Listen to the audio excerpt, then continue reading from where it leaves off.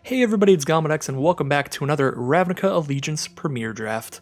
Let's just see what we got here, and get on with the draft. So, we've got Verity Circle. This card is definitely playable in slower Azorius decks, or Clear the Mind kind of decks. Once you've removed enough of their creatures with your cheaper removal spells, if you get them down to just one or two good attackers, using this ability to constantly tap down their only attacker and draw a card every time you do it is incredible. That being said, that's really not the kind of deck I like to play very often, as it is very thought restrictive in terms of you got to think all the time when you're playing that kind of deck. So I'm kind of more into Frenzied Errands, it's just a really good Gruul card. Grotesque Demise, really nice removal, or just Ministrant of Obligation is a very efficient white creature here. Plops out into a couple more little flyers. I guess, I don't know, Verity Circle does seem like the best card in the pack by a decent amount, so I will run with the Verity Circle there, but I'm not super happy to just pick that up. Now, if I picked up the Frenzied Errands, I'd be in a decent spot to just pick up Skewer the Critics here. If I picked up Grotesque Demise, I could just pick up a second Grotesque Demise. I'm probably still just going to take one of those two cards, because there's not really anything for an Azorius deck. There's an Azorius Guildgate, or Shimmer of Possibility or Concordia Pegasus, but these are all cards you don't end up having to take pick two. I think we want to definitely take something more powerful. Grotesque Demise would be the card that's the most likely to go with Verity Circle, and it's pretty even in power level with Skewer the Critics. These are both very nice. So I suppose we can take Grotesque Demise. Maybe we do end up in Esper Control, Clear the Mind, any of that kind of, frankly, nonsense. We do have a really nice Azorius card here. Sphinx of New Prov, 4 mana for a 4/3 Flying Vigilance that is hard to target. It requires additional mana for your opponents to target it with their removal. The only thing I don't love about this is that if we take this, we are going to be just Azorius. It's really hard to be splashing cards when you have color restrictive cards like Sphinx of New Prov requiring 2 white and 2 blue. So if we take Sphinx of New Prov, we're pretty much not going to play Grotesque Demise most likely, unless we can get a lot of Guild Gates. However, I do think it is a really strong card. Might be the strongest card in the pack. Skewer the Critics is really nice too. We could take Skewer the Critics and just try to go Rakdos again, but I literally just did that last draft, so we'll stick to the Azorius with the Verity Circle and Sphinx of New Prov. Well, that hurts to see. That really hurts to see. Nothing in Azorius here, so we're definitely not taking an Azorius card. We could take the Orzhov card of Syndicate Guildmage. That would go with our Grotesque Demise. It could possibly go with Grotesque Demise and Verity Circle. Maybe we splash in the blue for the Circle rather than the black for the Demise, that way around. But there's also Blade Juggler, which is just the best black common in the set. It'll go really well with Grotesque Demise, whatever we're playing it with. Yeah, I like that more than Syndicate Guildmage, just because the Guildmage is more color restrictive. If Azorius ends up getting cut a lot here, we might just be pushed into Rakdos again, in which case I just cut the Circle and the Sphinx. And obviously if I end up in Rakdos, I'm not going to be able to play the white-black Guildmage. Alright, well, I guess we're just taking another Blade Juggler. We're taking another Blade Juggler or a Sphinx's Insight for Azorius. Sphinx's Insight is good in Azorius. I suppose Archway Angel as well can be good with a lot of gates in your deck. Gain a lot of life, really get you back into the game in the late game against aggressive decks. But Blade Juggler is just really great. And now we could end up with 3 black cards, so then we can move into Rakdos or Orzhov, whatever ends up being most open. And there's a Grotesque Demise this late, so the one thing that's for sure is that black is open.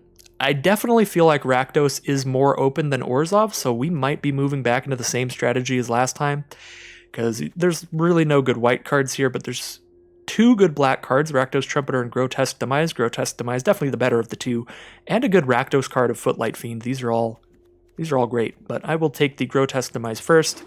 I am thinking it's pretty likely I'm going to get pushed into Rakdos here. Arrester's Zeal and Justiciar's Portal are not great white cards, so I don't think I'm taking one of those.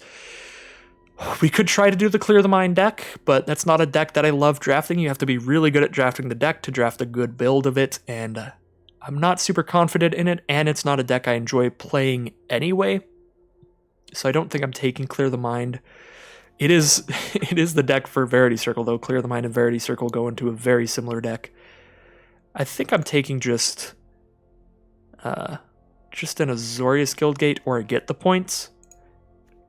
Get the Point isn't fantastic, because it is a lot of mana for an aggressive deck like Rakdos, but it is still unconditional removal at instant speed, just destroy any creature, period, and scry 1.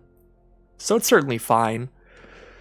Now we have Concordia Pegasus for white, an Orzhov Guildgate for if we're trying to still do Esper, or a Get the Points. I'm just going to take a Get the Point. I don't think any of those white cards are that powerful. Oligarch's really nice, though. It's kind of awkward. We're definitely black. We're between Orzhov, maybe splashing blue, or Rakdos. So I'm just taking a Rakdos Guildgate, or I'm taking an Oligarch here, so I think I can take an Oligarch over the Guildgate. We don't really need the Rakdos Guildgates super heavily unless we start picking up Firewheelers again.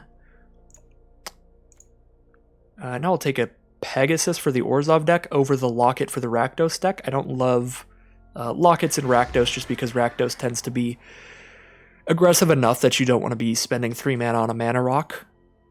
Lockets are fine in Orzhov and Azorius, though, because they do tend to be slower decks. And they can be fine in Gruul and Simic, because those are the decks where you really want the ramp. Definitely going to take the Grudian here. It's a perfectly playable black card, and black is the most open color. Now we're taking that Syndicate Guildmage. Syndicate Guildmage going this late, pick 12, with only 4 cards left in the pack, means Orzhov is definitely quite open. So I think we are going to end up being Orzhov over Rakdos. Now we can just take another Concordia Pegasus. It's just good stats for the mana cost. 1/3, decent toughness. Flyer on turn 2. Quite good at blocking. We might actually play Arrester's Zeal. Probably not, but maybe. I suppose the same could be said for Civic's Stalwart, so we'll put that back in there. Alright, what do we have now? I like Syndicate Messenger quite a bit. 2/3 flying, Afterlife 1, trades off with something and spits out a token afterward, and it blocks in the sky, and it gets over a bunch of grounded blockers. I think Syndicate Messenger would be the best card for this deck here. Cry of the Carnarium is really powerful at a base level, like just looking at this card and what this card can do. It is really powerful. The problem is black decks have a lot of early game creatures. Either Rakdos or Orzhov don't combo with this card very well, because Orzhov, you're killing all of your own creatures, and anything with Afterlife doesn't spit out a token because it exiles the stuff. And in Rakdos, obviously, you're a hyper-aggressive deck, so you're going to have a lot of small creatures out, and you don't want to lose them to your own Cry of the Carnarium. So Cry of the Carnarium, a really powerful card. It's just not well positioned to work with the guilds that are in this set. So we have Final Payment, Ill-Gotten Inheritance, Grotesque Demise, or a Warrant and Warden off of the Splash. This is a fantastic pack, I would say. I already have 2 Grotesque Demise, so I think I can pass up on the removal for a little while. I think I'm actually okay to just slam down the Ill-Gotten Inheritance. Pretty powerful card at closing down the game. Drains our opponent for life, so it also gains us some life against aggressive decks. It can stem the bleeding a bit. I think we take Ill-Gotten Inheritance. We're most likely to wheel like Final Payment because it's specifically for Orzhov, and Syndicate Guildmage went really late. I doubt we wheel Grotesque Demise, but if neither of those wheel, maybe we can get like a Forbidding Spirit or something. Something just average. Another Syndicate Messenger or an Impassioned Orator. I like both of those a lot. Impassioned Orator is nice. You get to play a 2-mana 2/2 that can trade off with early aggression from your opponent. And if it's not trading off, it is gaining you life off of all the creatures and tokens you're getting later on. Really keeping you in the game. Stemming the bleeding, or can even make you win in a race just by giving you enough life to where you're beating your opponent before they beat you. We also have Plague White, which is good against Orzhov for sure. It's good against a lot of stuff, like 3 toughness blockers. It can make them small enough to kill. I like that card for sure, but I think I like Syndicate Messenger the best here. We'd like to wheel either of those 2 to help fill out our 2-mana creatures, but we already have 4 creatures at 2 mana, so we're doing fine there right now. My mana costs keep getting shuffled around all awkwardly. So, Prowling Caracal, Watchful Giant, or Thirsting Shade. I don't think any of those 3 are cards I'm very likely to enjoy playing. Prowling Caracal only having 1 toughness is pretty brutal. It's really bad against like Plague White that we saw there. It's really bad against Afterlife because the 1/1 tokens will trade off in it. Just 1 toughness is pretty difficult to get a lot of use out of unless it has a powerful ability like on Plague White that makes it survive against those 1/1s. So I don't love Caracal, I don't love Watchful Giant just because it's a ton of mana, and I don't love Thirsting Shade, again, because it's only the 1 power and toughness. So I'm actually going to take Cindervines just to grab a couple gems here. It's not a card that we're playing, but I'll take the gems. Prime Speaker Vanifar is really fun, but we're very far away from Simic here. We can't move into a Simic deck, as cool as that would be. So here we have Impassioned Orator.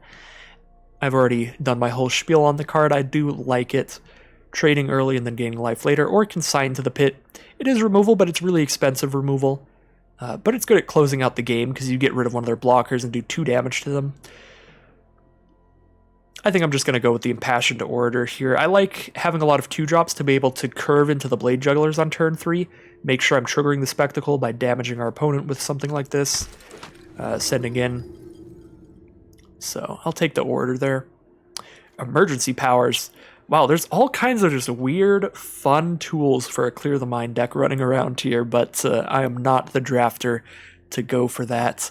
So we have the Cry of the Carnarium, or I guess another Cry of the Carnarium, but at the same time, as I said before, it would just kill basically all our creatures. I suppose it doesn't kill Pegasus, so if we pick up this Cry of the Carnarium, we could potentially pick up the second one and then really draft around it, trying to hit only creatures with 3 or more toughness. I'm okay with that here. We end up cutting it if we don't draft around it really well, but at the same time, the other cards in our colors are not that strong in that pack anyway, so I'd like to give myself the option of having a deck heavily drafted around the Cry to get the maximum value out of it. I do have double Get the Points, so I could pick up a 3rd Get the Points and then try to pick up like Rakdos Guild Gates and stuff just to splash in that removal, but that doesn't seem super necessary in the guild we're in. At the same time, Night of the Last Breath is just really expensive for a 4/4. Does spit 3 1/1s out when it dies. I think I am going to take the Get the Point, just in case. Oh my god. We are in the correct guild, because now we have Pitiless Pontiff, Syndicate Guildmage, Syndicate Messenger, 3 great Orzhov cards here. And Undercity's Embrace is like fine, Debtor's Transport is fine, but these 3 are all very good. Kind of want the Pontiff here. I really like its ability. Being able to sacrifice something to get Death Touch and Indestructible till end of turn makes it really annoying to deal with for Simic and Gruul.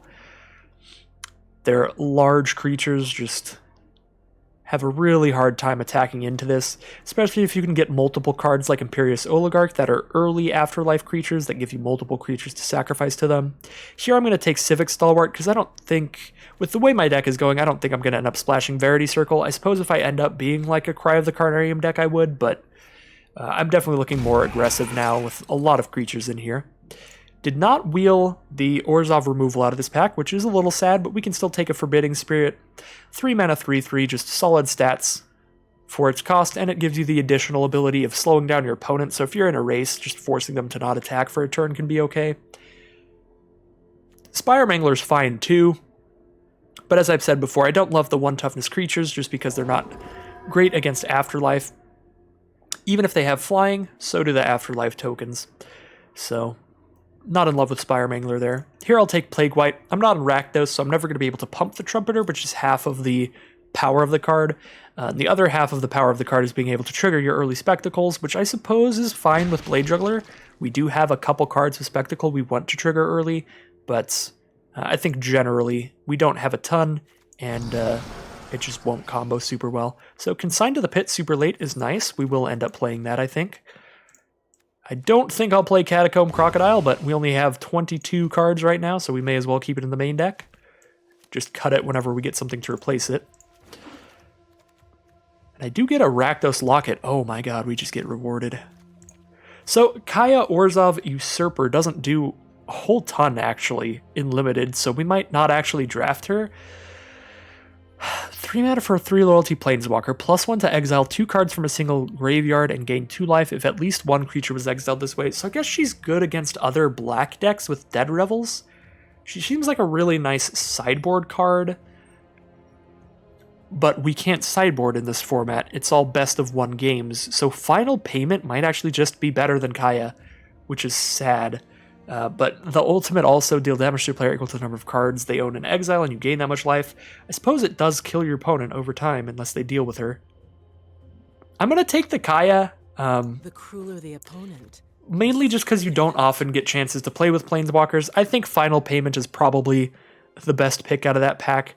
Kaya actually seems pretty heavily designed for Constructed and doesn't do a ton in Limited, but we'll certainly run her. I don't think she's worth cutting. And I'd like to try her out, see what we can get going with her. Here I'll take a Senate Griffin. Now I get to start cutting like some of these Civic Stalwarts, just random 4-drops. I suppose the Stalwarts, we are ending up with enough creatures here that the Civic Stalwarts pumping up our whole field can lead to some aggressive plays. It might actually do something. But I like the Senate Griffin over any of the other Orzhov cards here. There's just nothing great. Now there's some pretty great stuff. There's Dovin's Acuity as well if we were in that weird Esper Clear the Mind deck here. We did get basically all the tools for it. So we've got a Grotesque Demise for another removal spell, or Spirit of the Spires, a nice sturdy flyer that makes your other flyers quite sturdy as well. This is a pretty nice card, but Grotesque Demise is just fantastic. Basically deals with everything except like green cards, like Gruul decks or Simic decks. Those we would have a hard time with. We could take Teysa here, 4 mana for a 2/4. All of your dying triggers trigger twice, and your creature tokens have Vigilance and Lifelink. This is another situation where Final Payment might be better. It depends on how much Afterlife we have. I suppose we have 2. We only have 3 Afterlife cards right now, so Teysa actually doesn't do a whole lot. But if she ever triggers, she's going to be really nice. Getting 2 1/1 flying Vigilance Lifelinks instead of just 2 1/1 flyers is huge. I think I do really need Final Payment, though, because I'm very scared about what happens if we pair up against Simic or Gruul. Because if somebody just plays a really big, beefy green creature against us, we just don't have outs to it right now. We only have Grotesque Demises that only kill small creatures. And then I guess we have like the one Pitiless Pontiff, and the Syndicate Guildmage can like tap them down, but I really want to get some targeted removal that can kill really big creatures. And Consigned to the Pit is pretty slow. I want to pick up some cheap ones too. Here I'll definitely take the Basilica Bellhaunt, 4 mana for a 3/4. Each opponent discards a card and you gain 3 life. Just nice sturdy stats for the cost. 3/4 is pretty good at blocking, and you gain life when you play it, and discarding a card from your opponent's hand is pretty decent. Now I think I want to take the Orzhov Guildgate to go with the Basilica Bellhaunt to make it easier to cast, but there's also Dead Revels. It's really hard to pass up on Dead Revels. The card is just really good at giving you a lot of value. Especially in a deck with double Blade Juggler. If we can trade off with Blade Jugglers and then Spectacle them back with Afterlife cards, it's fantastic as well. I'm actually going to take Dead Revels over the Orzhov Guildgate. We might have a hard time with our mana base here.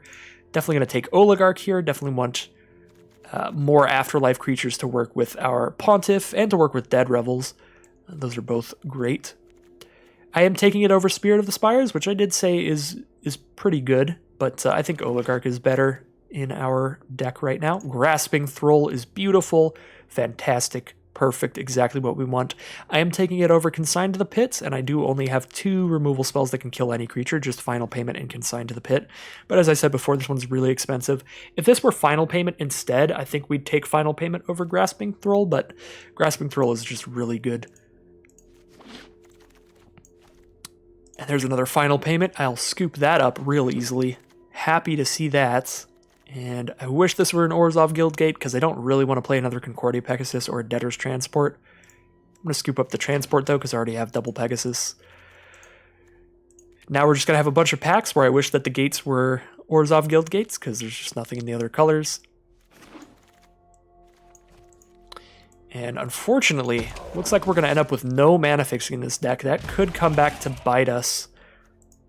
Because I could definitely see us having issues with mana. I might actually want to cut the Basilica Bellhaunt. Last pick Spear of the Spires is weird. I'll absolutely take that. I'm going to run that card for sure. It makes all of our flying spirits 1/2 flyers instead of 1/1 flyers, which is really good in a mirror match if we end up with a bunch of spirits on both of our boards.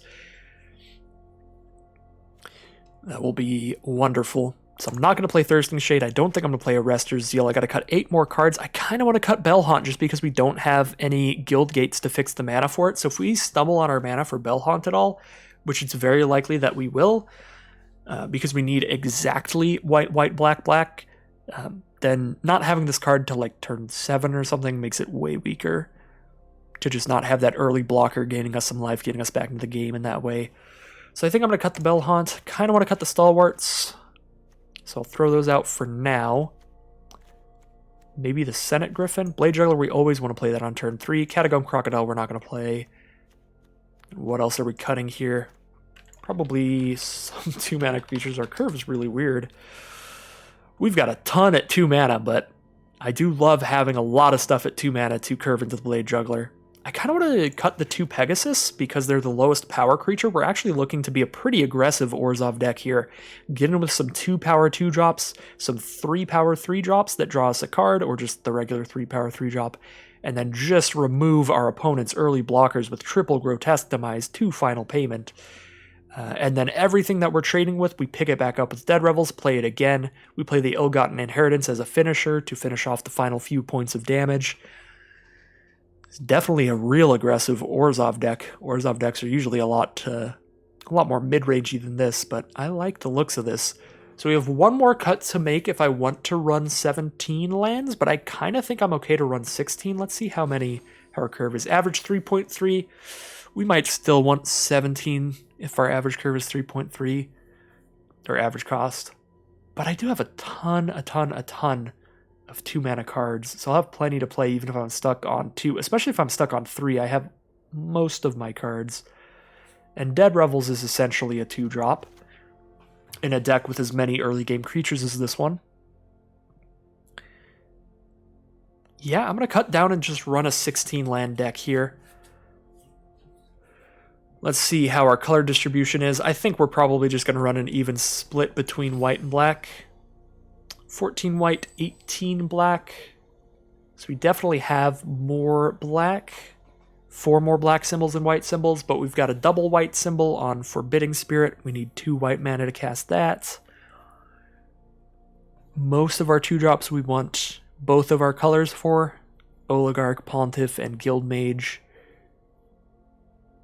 And yeah, I think I'm fine with an even split here because a lot of our black symbols are also on our non-creature stuff that we're okay to play later in the game. You never want to miss the correct colors of mana on your creatures because those are more your 3-drops than your non-creature spells are. Because we just always want to play Blade Juggler on turn 3, whereas Grotesque Demise, we're often going to want to just play it later because there's going to be plenty of times on turn 3 they don't even have a creature that we want to exile with this, where we'd rather just drop one of our like Rudian or Blade Juggler out. So I'm going to go the even split here because I definitely want to be very likely to be dropping our black creatures out when we draw them. Or I want to be able to drop our creatures period out when we draw them, like Forbidden Spirit. Whereas the non-creature spells like these, we can just hold off on. I suppose even then, we might still want 1 more swamp than plains, but on a 16 land deck, we'd have to run 2 more swamps than plains, which seems definitely too weighted towards black. Well, the double white cost is what's really hurting us. I suppose we can cut the Forbidding Spirit for something else, and then I can go 10 swamps and 6 plains. But with all these gold cards at only 2 mana too, I think we do really want the early white. So let's pick our sleeves and our card style because my favorite sleeves, the extra life sleeves, are broken right now. I don't know why. Hopefully they fix that soon. Let's go with Elspeth's Nightmare. That's a nice sleeve for an Orzhov deck. Just really pretty artwork too. Alright, let's get these Hour of Devastation basics in. 8 planes and Let's grab our 8 swamps. Wait, where are they? There they are.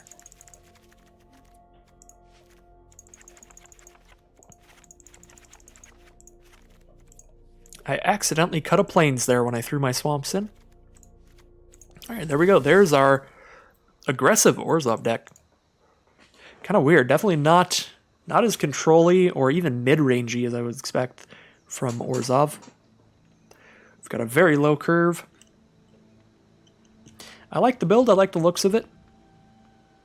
But have not drafted this guild a lot. Even when the set first came out, I didn't draft Orzhov a lot. Squidward says, good luck. Thank you, Squidward. I will certainly need it. Oh, I forgot I'm exactly mythic number 100 right now. Really don't want to lose that. But even if I win this game, I won't be number 100 anymore. I'll be a different number. That's unfortunate. There goes my perfect number. This hand's pretty great. Pontiff on turn 2. We've got a messenger later that'll give us multiple creatures to sacrifice into it if our opponent plays scary creatures. They are on Azorius though, so I don't expect anything too big. Even Azorius's big creatures can get hit by Grotesque Demise. Their biggest creatures that they're likely to play later in the game are the Sky Knight, the 6-mana 3/3 first striker that gives all of your creatures -1/-0. That can get hit by Grotesque Demise, obviously with only 3 power. And then the Ground Knight? I don't remember its name, but there's one that just like comes out on the ground. That can't be blocked, period. It's a 5-mana 2/5. Yeah, those are Azorius' biggest creatures, and they don't have more than 3 power, so Grotesque Demise can hit pretty much anything they have, so doing pretty good on removal. So I played Senate Griffin over Syndicate Messenger here, because in an Azorius deck, they've got a lot of like bounce and like Law Mage's Binding type stuff that doesn't actually kill your creature. It just puts it back in your hand, or it keeps it on the field but makes it so it can't attack or block. So I don't think we actually need the... I shouldn't have played a land here, because I could have drawn into a swamp off of the Blade Juggler, so I could play Blade Juggler into Oligarch. That was actually pretty bad of me. I think the play is still Blade Juggler. We'll see if we get punished with a swamp off the top. Oh, if they just counter it anyway, then it wouldn't have mattered. Yeah, I totally wasn't even thinking about that there. But yeah, I played Senate Griffin over Syndicate Messenger because it's entirely likely that if they kill our flyer, it will be in a way that does not trigger Afterlife anyway. So we'll play the one with higher power that also sets up our next draw with that Scry one over the one that gets value when it dies. So we are against Clear the Mind. Azorius Clear the Mind. Get ready to have an annoying time. Didn't run up against Clear the Mind a single time last round, which was really nice. Yeah, there's the Law Mage's Binding we were talking about. But that means they're tapped out. I know that Grasping Thrall gets to resolve, so that's nice. So maybe we just 7-0'd with Rakdos because we didn't run up against Clear the Mind a single time. Maybe that is just the one deck I'm going to lose to every time I play against it, because that's what it feels like in general. So there's Sphinx's Insight, gain 2 life, draw 2 cards. They've got 3 mana up now. That's enough for a Thought Collapse. So we'll keep an eye out for that. Unfortunately, because I'm not drawing my second black mana, I can't double swamp, or I can't double spell here. I can't cast 2 cards in one turn, which is really brutal. I guess I can Syndicate Messenger in one of the 2 drops, but I really want to be able to cast Ill-Gotten Inheritance in something else here, because Ill-Gotten Inheritance is one of the surefire ways you can fight against a Clear the Mind deck, because it's going to drain them out even if you can't do anything with your creatures all game. So it is really rough not being able to play Inheritance and a creature here. Kind of want to just play both the Afterlifers here over the Pontiff. Yeah, I really don't have a use for Death Touch against a deck that's unlikely to be running creatures. Like, they probably have like 3 or 4 creatures in their whole deck, if any at all, if they're heavily on the Clear the Mind plan, which seems like the case. Alright. Still don't have the mana to cast Ill-Gotten Inheritance and something else. There's the Slimebind on the Messenger. Do I at least get in for 2 with Oligarch? It looks like that is the case. we play the Spirit. All of my creatures do potentially 2 damage a turn, whereas the Ill-Gotten Inheritance only does 1 a turn. And if I play a Spirit, I can play 2 creatures in this 1 turn. There's a Prying Eyes from our opponent. So I make a play here that potentially leads into 4 damage next turn instead of just 1. The Ill-Gotten Inheritance, we do want to get it on the board, but we can get it on the board later. And also this way I'm casting my spells into them having 6 open mana. So I don't really want to cast Inheritance when it looks really likely that they'd have a counter. Of course, in this scenario, they didn't have a counter. They just had Prying Eyes, but we're hoping that they just tap out for like sorcery speed removal or something. And if they do that, I can drop Ill-Gotten Inheritance and not have to worry.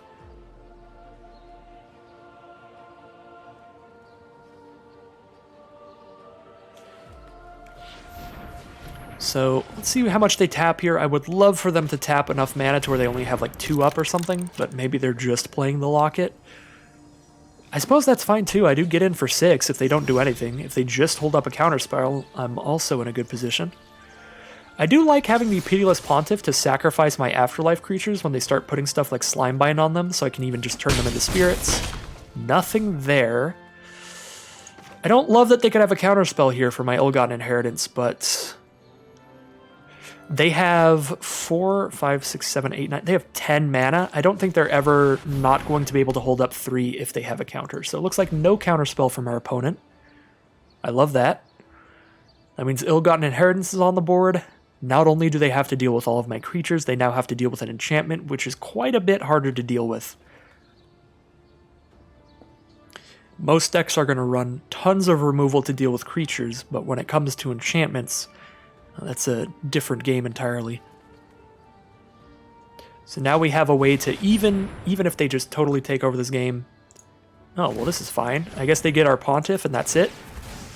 I'm so glad I put Pontiff out on this board, so I can sacrifice all these creatures to stop the mass manipulation. And I can even exile that with Grotesque Demise.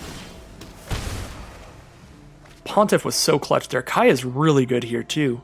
This is actually like the perfect matchup for Kaya. I exile their cards from the grave and shut off Clear the Mind. I know I put that card in here for some reason. It was to be anti my least favorite deck. I'm safe to drop Kaya out here. I would like to be able to Grotesque Demise Pontiff, but if I drop Kaya out, Like a good fight. they are 2 turns from dead, and I get rid of Clear the Mind and Mass Manipulation. Because obviously, next turn I +1 Kaya. Once she's at 5, they'll just die to her -5. So I am dropping Kaya out over Grotesque Demising Pontiff, because I have a Syndicate Messenger that can still block, even if it doesn't have a good amount of power.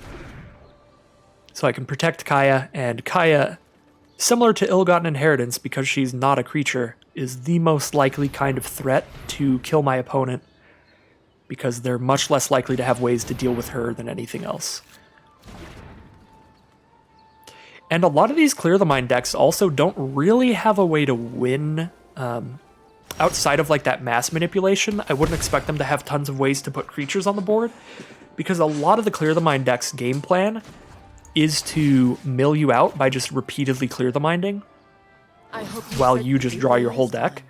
So if we just get rid of their Clear the Minds, they might even just mill themselves out. I doubt it. I do like Dead Revels here, but the only 1 black mana is still really rough. I could Dead Revels for Spirit of the Spires and Blade Juggler, then I can cast Spirit of the Spires this turn.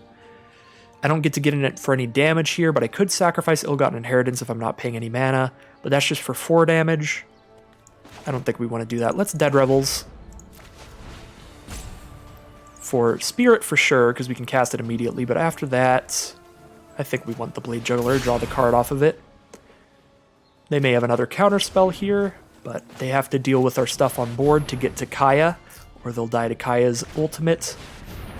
And they just have a Prying Eyes. I'm feeling pretty solid here.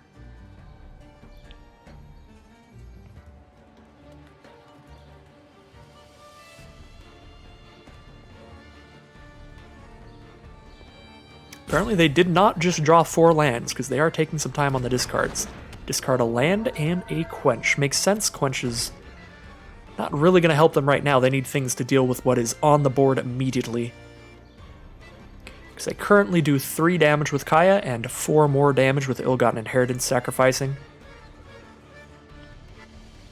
I may still want to wait a turn, because if they have instant speed... Okay, nice mass manipulation. They have 2 mass manipulation in their deck? They have 2 mass manipulation? Jesus. Well...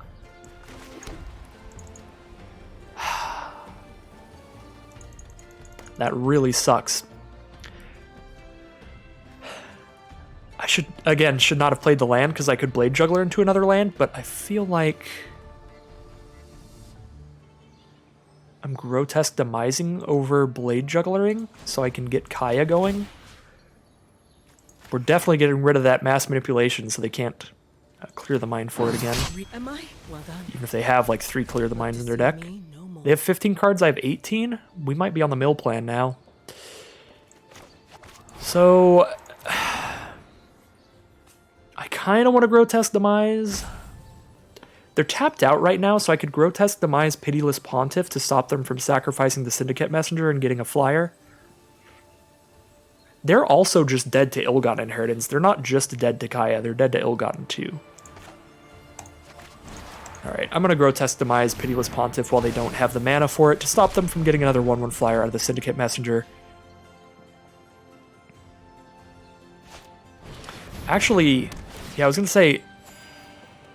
Well, Dovin's Acuity sucks here because now they're gaining life, but now that I think back of it, I have no idea why they mass manipulation for my Law Mage's binding to creatures. I get mass manipulation for the Syndicate Messenger, because they can sacrifice it with Pontiff's ability to get another flyer, but I think the fact that they chose to also steal Thrall and Senate Griffin and not leave mana up actually cost them quite a bit here, because at the very least they would have the mana up to sacrifice Syndicate Messenger to the Pitiless Pontiff. But maybe they took all of these because they wanted to have a bunch of creatures to keep giving Indestructible to their Pontiff, just in case. And there's certainly an argument for that based on what's in their hand, so I guess that was probably the plan there. Let's go for a Blade Juggler. They may have a counterspell here. Looks like they don't do it just yet. Alright, Kaya +1 as always. Exile some stuff from the grave. I have 16 cards in my deck, they have 11, so I'm definitely safe to play another Juggler in terms of milling myself, unless they have like 20 Thought Collapses. I've exiled... I guess I haven't exiled any of their Thought Collapses, so we know they have at least 1 still in their deck that would counter my spell and mill me 3. I'll exile my Swamp, sure.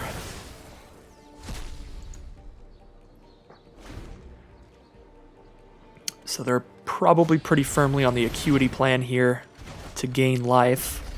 The problem with that is every time they use it to gain life, they're drawing another card, especially when they're using cards like Arrester's Admonition.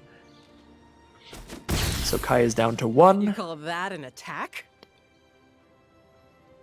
I feel we're pretty firmly on the mill plan here. With all the life gain they'll get out of the Acuity, plus the fact that Acuity's drawing them more cards. Definitely playing the land. Let's exile... I could exile their Scrabbling Claws just because it's annoying, but I only have like 1 Dead Revels in my deck, so it doesn't seem necessary. I think I just keep exiling their graveyard. Good for you. You better watch your back from here on out.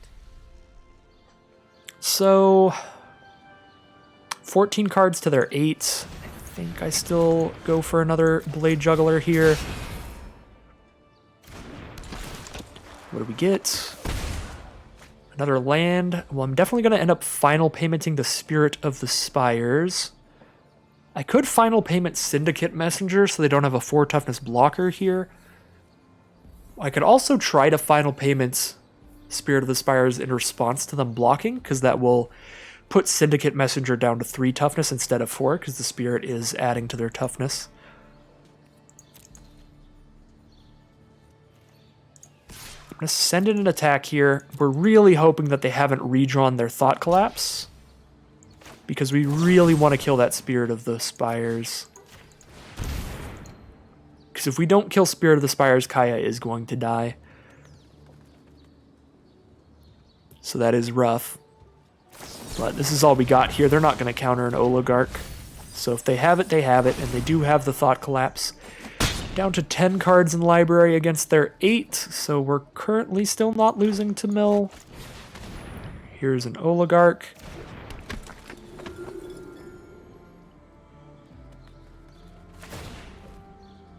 Get rid of a land.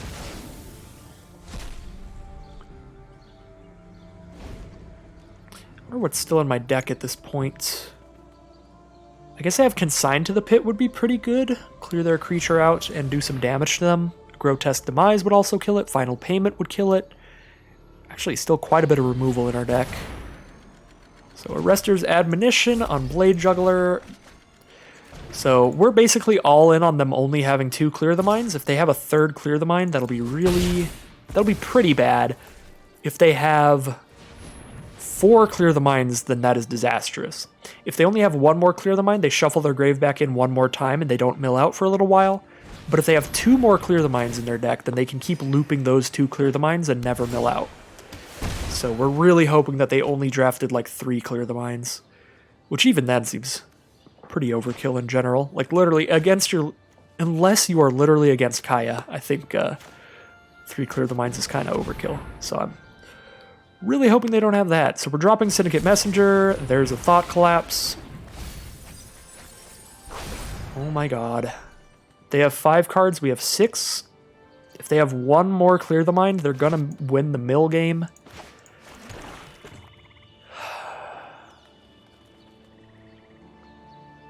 They are already currently winning the mill game.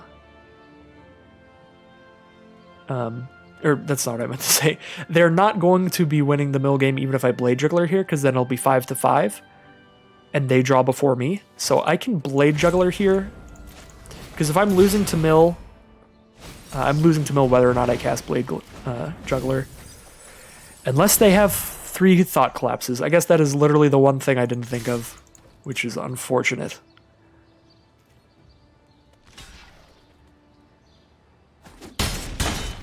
Actually, yeah, maybe the play was literally to just cast nothing for the rest of the game. But then I'm all in on them not having another Clear the Mind at all.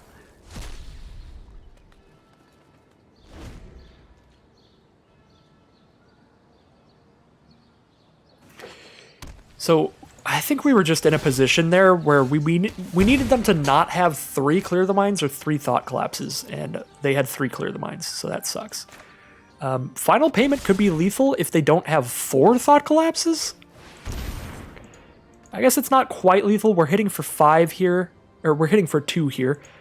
Putting them 2-5 is what I meant to say. So they're still 1 turn off from dying to the Ill-Gotten, and I have 2 cards left in my deck.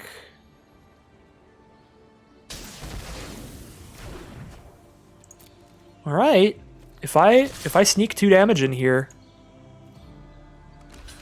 then they die to Ill-Gotten on next turn if they don't gain life, and if they do Acuity. They're still winning the mill game there, but I can push in with another attack next turn with only 1 spirit, so I've got 2 turns to kill them.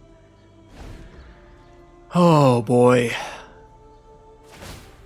And this is this is just one of those ways where Clear the Mind is my least favorite deck to play against. Even with Kaya to exile multiple Clear the Minds from their grave so that they can't like loop them indefinitely, probably. Even with that, this game has gone on forever to the point where we're literally, one of us is going to mill out. Shimmer of Possibility. Gonna try to draw the perfect card. I suppose they could also just not have another instant. Oh my god! We got there. They don't, if they had another, any instant in their deck, they could gain the extra life off of it. If they had any other removal spell, they could kill one of our creatures and survive that turn. But yeah, I guess they just looked at the 2 cards in their deck. It was just 2 lands or something. And that's game. That was a terrifying game. And I don't actually know if dropping Blade Juggler was right or not, because dropping the Blade Juggler did let them Thought Collapse us to where they would win the mill game. But if we hadn't have dropped Blade Juggler, I can't speak, then I wouldn't have been able to Final Payment their blocker there at the end. So if I didn't play any cards near the end of that game, they would have milled out before us. But the fact that I did play cards made it so I could kill their one blocker and deal damage to them, so I'm not sure. Alright, thanks Squidward. See you in a bit. Okay. Oligarch from our opponent. Can exile that with a grotesque demise. Do I want to play my own Oligarch or an Impassioned Orator? I think I just play my own Oligarch. I like this hand. Kaya is not great here, I don't think. It's probably fine in the matchup. They're pretty likely to be running Dead Revels to bring creatures back from their grave. Hazda Officer, get in for 3 damage this turn, thanks to that +1/+1. I will take it, I think. I suppose I could trade here and then potentially get in there with a flyer for Blade Juggler damage. I'm not getting in against 2 creatures if I don't trade here. And now I can just Grotesque Demise for the Hazda Officer instead. I can also use Kaya to exile their spirit tokens. So Kaya is pretty nice against Orzhov generally. I do get in for a damage here, so I get to drop Blade Juggler, so I think that was a fine trade. Ooh, definitely want to hit a 4th mana, but even without it, we can cast 5 of these cards. Got plenty of options. Our 4th mana for our opponent. If they drop like a Syndicate Messenger, I'll definitely Grotesque Demise here. They might just Dead Revels and recast an Oligarch. They play Undercity Scavenger. Cannot Grotesque Demise that. That will have 5 power. But I have 2 Final Payments and a Consigned to Dream, or Consigned to Death, or whatever it's called. So I have 3 targeted removal spells that can kill any creature, and I've got a couple Death Touchers, one of which is already in hand. Probably just drop down Grudian here. The only thing I don't like about that is they haven't cast a single removal spell so far, so if they have like a Grotesque Demise in hand, they just drop it on Grudian, hit me for 5. Drawing a Blade Juggler makes me want to just slap in for 1 and draw another card.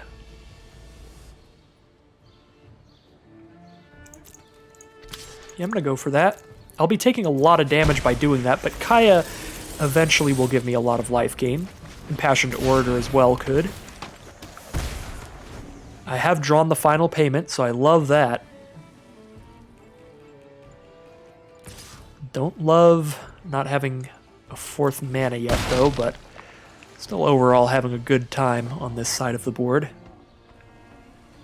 All depends on what they follow this up with. 4 mana up, 4 cards in hand. Big old beefy 5/5. Imperious Oligarch, so that's definitely a Grotesque Demise target. As is Orzhov Enforcer, all of that we'd love to exile, and now we have 3 Grotesque Demise to do so. Alright. Well, I would have really loved to draw an untapped land here so I could play Impassioned Orator and Final Payments, but I think I'm still definitely going to Final Payment here. I guess they're down to 2 cards in hand, so I can Noxious Grudian, and in the worst case scenario, if they do have a Grotesque Demise of their own, I can just chump block the Undercity Scavenger with a flyer. And now if they don't have Grotesque Demise, I can just trade Scavenger for Grudian instead. This is playing into Dead Revels because I'm not playing Kaya to exile their creatures from the grave, but the problem is I haven't had a situation where I can play Kaya without her basically just dying.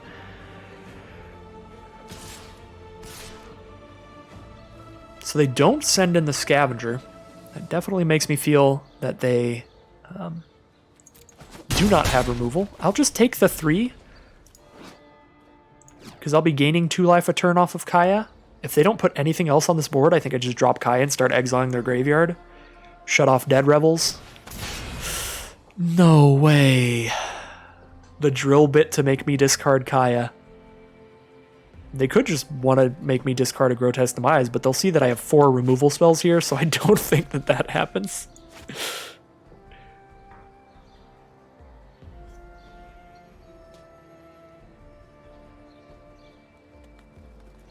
I'm almost 100% certain they just take Kaya, but if not, I'm fine with that.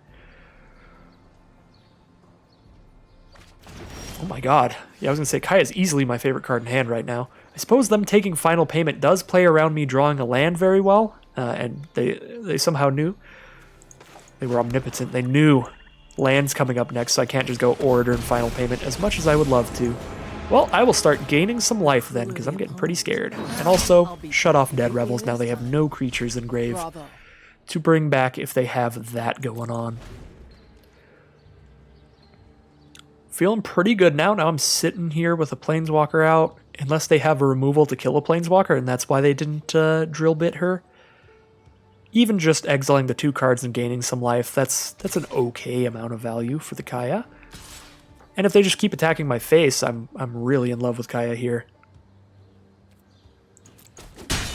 Yeah, I'm a big fan of that. Because I can just potentially keep gaining life if any of their other creatures die. There's a Carrion Imp. Definitely with Orator, I'll be gaining some life. I think we probably just hold up Grotesque Demise here. Maybe I should have traded my 1/1 for their Oligarch, and then I could use Kaya's minus ability to kill the spirit that it makes. That's certainly something to think about this turn, because they're not going to have any creatures in grave for me to gain life off of now, because I didn't trade with anything. So I guess that is the one issue. I don't know what they're thinking on here. I don't think I have a creature. I do. They're choosing between Oligarch and Blade Juggler. I totally forgot that I've already traded creatures off this game, which should have been pretty clear with my Afterlife Spirit token. That should have been very obvious to me.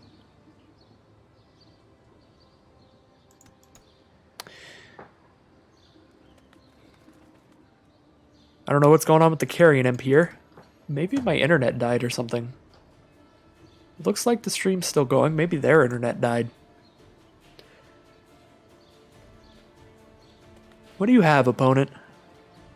What is happening? What are you exiling? Maybe Arena died. You never know. There's lots of options. Something died. That's for certain.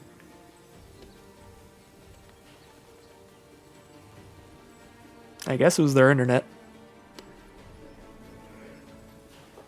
So, when we get to our turn here, I think if we draw a basic land, we easily just play Order and then hold up a Grotesque Demise.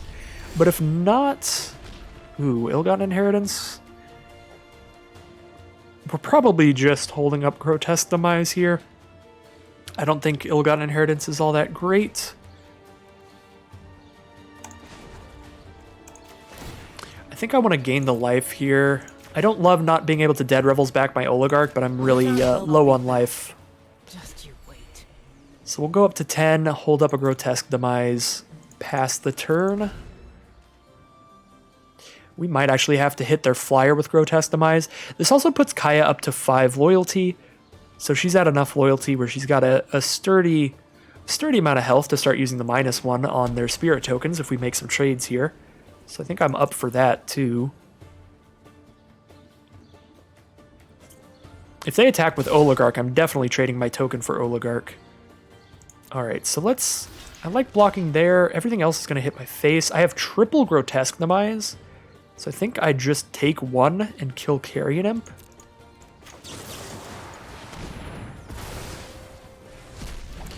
Take that trade, take 1 down to 9. Especially with an Ill-Gotten Inheritance coming up, I'll be gaining a lot of life.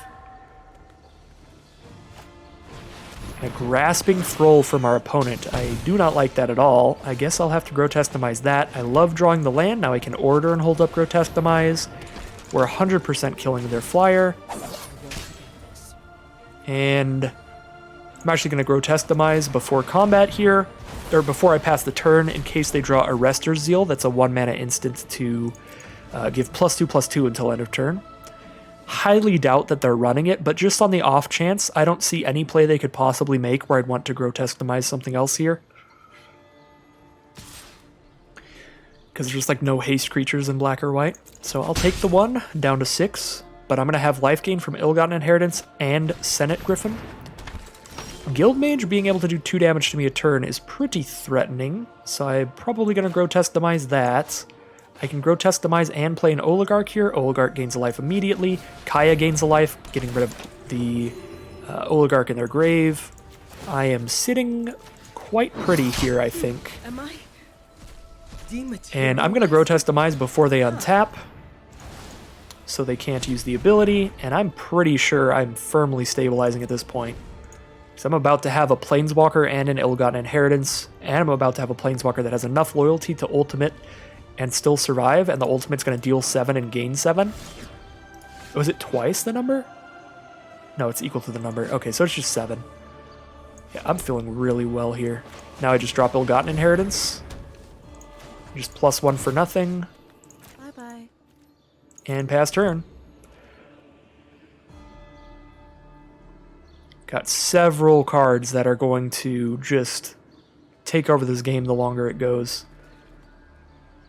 Inheritance and Kaya, putting in a ton of work. They are going to send the Orzhov Enforcer at Kaya. I can now trade with my Oligarch and then exile their token off of Kaya's ability. Because we don't actually have to do the ultimate ever. We can just keep getting the value from killing their stuff with her and gaining life with her. That is just also a way that we can just win the game with her over time. The ultimate is pretty unnecessary. Get rid of their flyer.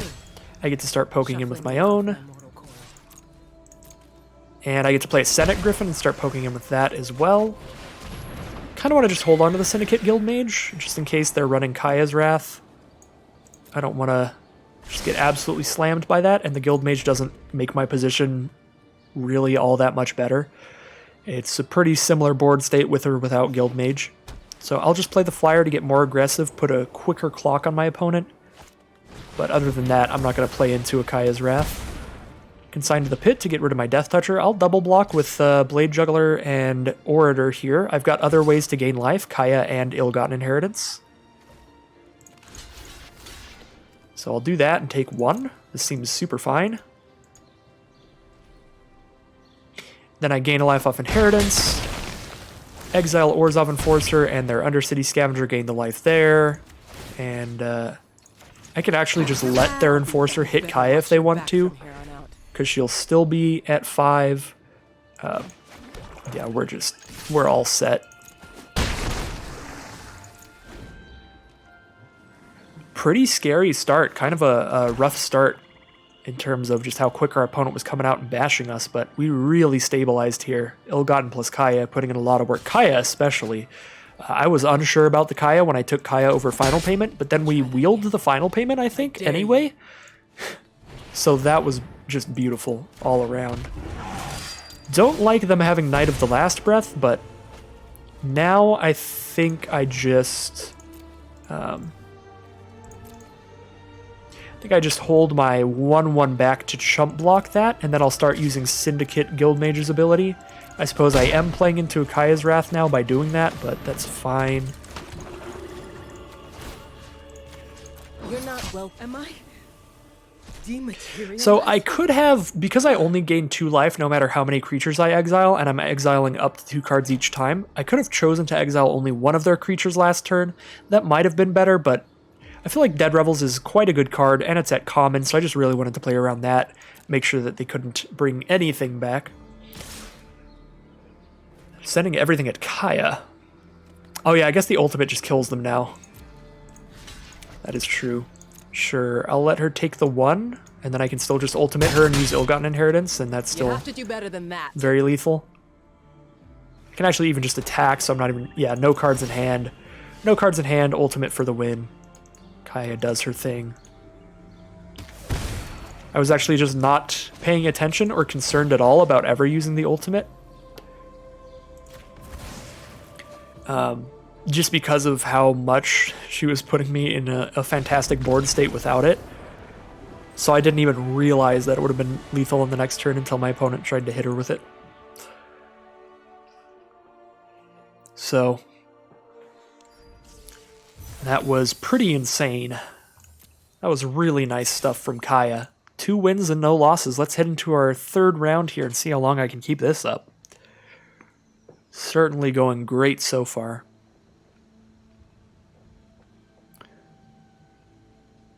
See how long our mythic queues take. As I've said before, I've been noticing a lot more like 2-minute long queues after hitting Mythic, which is unfortunate. Maybe I should just never try to hit Mythic again now. Now that I've hit it once, I've got the experience out of the way. I'm like, all right, now I know what being Mythic is like. It's 2-minute wait time for every queue for every game. And that's pretty much the only difference.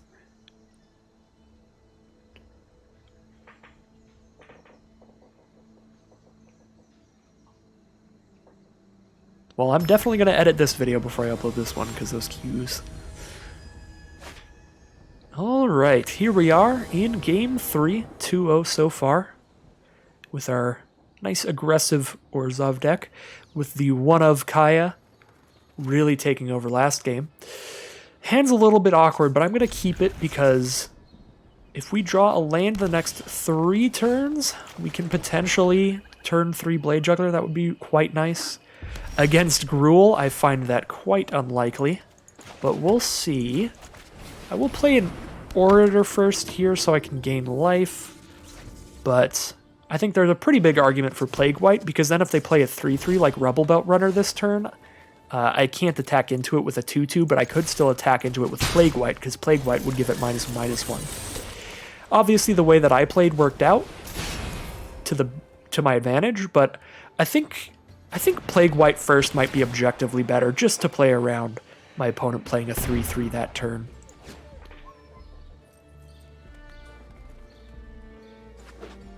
But since we got the Orator out first, we do gain the life. Don't even take the damage from Blade Juggler, basically. Send in here. Send in for 5. They must be holding on to just a bunch of really big creatures. So Consign to the Pit will be good, but I'm quite a bit of mana away from that. I'm 2 mana away from that. I would much rather have like Final Payment type cards. That's 2 mana to destroy something. You do have to pay 5 life to do it, but I am firmly in the aggressive seat here, so we can certainly afford the life. Collision on a Syndicate Messenger to kill that. It does spawn out a token for me at least, so still getting a little bit of value out of it, and I got rid of the removal spell, so that's okay. 5 mana for our opponent could be Rebel Belt Recluse. It is a Mammoth Spider. That is very bad for me. I would have much preferred that to be a Rebel Belt Recluse, because that Mammoth Spider just blocks everything I have, whereas the Recluse does not have reach. Do I send in here? This is a position where I'd really love just like a one of Blade Brand, but I do not have one. Can't cast 2 spells this turn, because I only have 1 black mana, so I can't go Oligarch and Plague White. What is my best play against a Mammoth Spider? I really don't have one. I guess I just play Spirit of the Spires, because that's a flyer that can attack and not die to the Mammoth Spider. Doesn't even get in, because it only does 2 damage, but I think it's better than any other play I have here. Definitely not Dead Revelsing for our single Syndicate Messenger.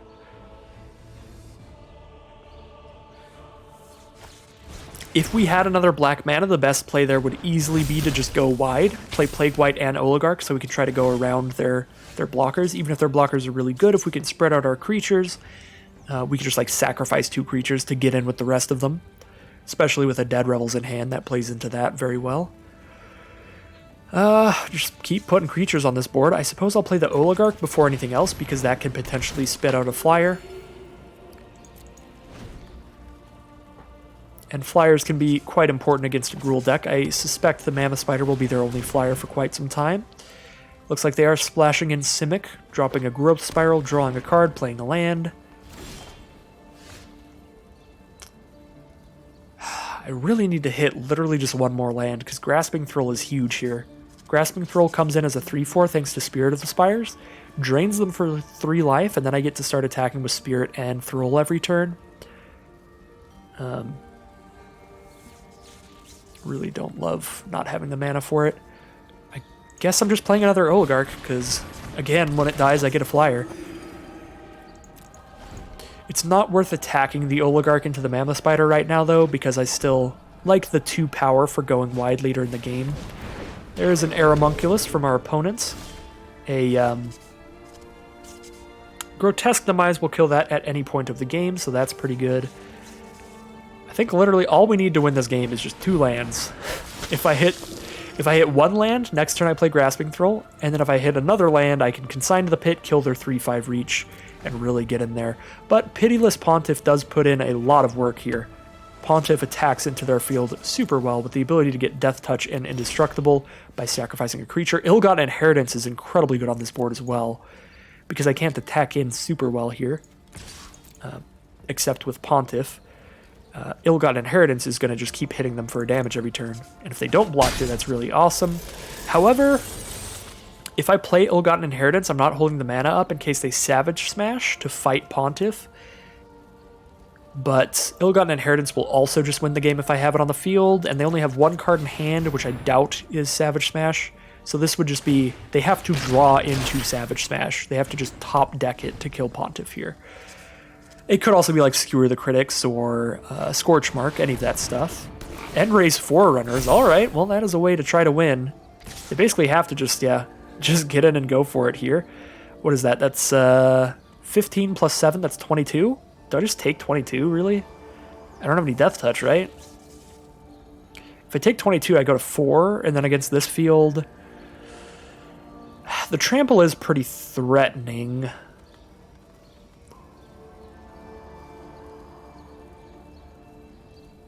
This is not fantastic. 1, 2, 3, 4, 5, 6, 7. I kill their flying blocker there. I lose 1, 2, 3, 4, 5, so I lose all of those. And then I have 5 more power here. If I block like that, I lose Spires and a token. I lose a lot of creatures here. I really don't love that. I really want Consign to the Pit to kill that Forerunners. I guess I have Pitiless Pontiff to do that if I'm at enough life, so I can block like this. I get like 2... I get 2 tokens here. I get rid of the Spider. They do still have the Aeromunculus. But I can Dead Revels next turn because of Ill-Gotten Inheritance, which means I get to replay something. I get to replay Order at the worst, and if I draw a Swamp, I can replay like an Oligarch or something. I suppose if I draw a Swamp, though, I'd rather just play a Grasping Thrall. But then I wouldn't have the mana up to give Death Touch, which is kind of big. Alright, Afterlife, get our token. Alright, now they just have a 3/4 and a 7/7. There's my Grotesque Demise to get rid of the Aeromunculus as well. I did not draw land, which really blows. So I suppose Pitiless Pontiff will be getting rid of End-Raise Forerunners, Grotesque Demise will be getting rid of Aeromunculus, and now they have just no creatures left. So I just Grotesque Demise and hold back to be as safe as possible. Grotesque Demise right now, so they can't draw into some random pump spell, which they could have in Gruul. We saw a Colossus from them already, so we really want to play around maybe a second copy or something. Hold back the Pontiff to trade with Forerunners. Well, not even trade because of the indestructibility. I forgot how insane Pontiff is. Death Touch and indestructible. So I'd be trading like a 1/1 token or an Oligarch with the Forerunners. Either way is super fine. I think the only thing I'm really worried about them playing here would be... I forget what it's called, but there's a 6-mana sorcery that puts 3 +1/+1 counters on something, and then you double the counters on it. That would be pretty scary with a 7/7 trample. I won't lie about that one. Gravelhide Goblin is super fine. We've got plenty of stuff to block that. Go to my turn, drain them for 1. They're down to 9. We did draw the land for Grasping Thrall. However, it's not a swamp, so I can't Dead Revels and play an Oligarch. I guess I can Dead Revels and play a Forbidding Spirit. I can Dead Revels and Order and hold up the mana for Pontiff. I really want to hold up the mana for Pontiff here, so I'm going to Dead Revels. We pick up Order and Blade Juggler, I think, because I really want to play the Juggler to draw into my 6th land, because my 6th land is just going to win us the game pretty much on the spot. Killing the Forerunners, doing 2 more to them, they'll go to 7 life. They'll go to 6 once they hit my turn on the upkeep trigger.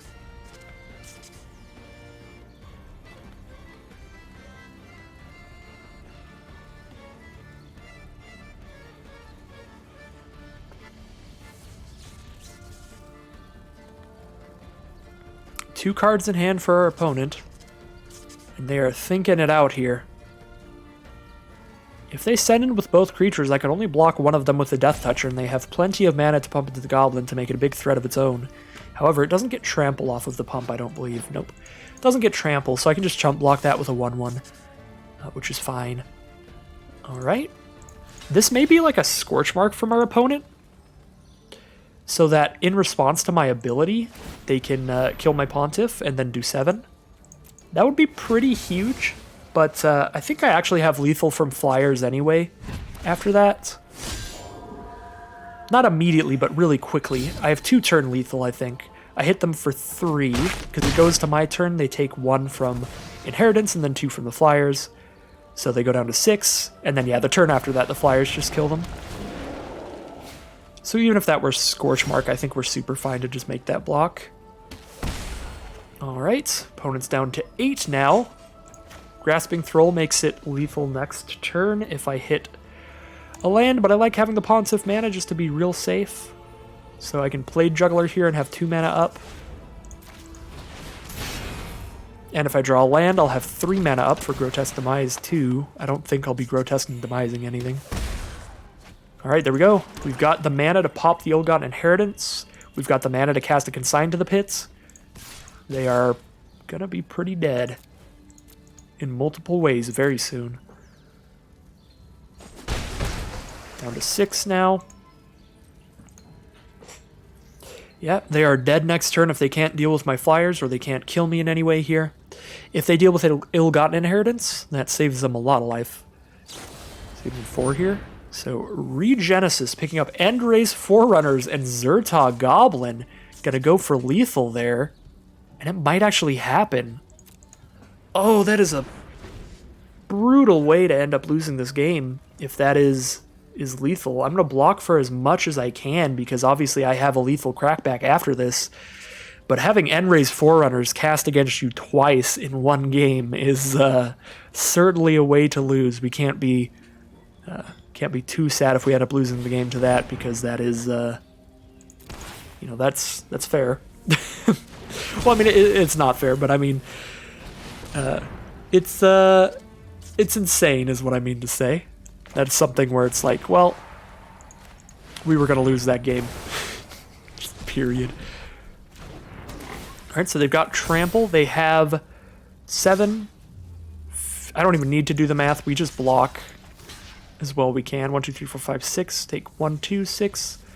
6. That's exact seize? Is that really exact lethal?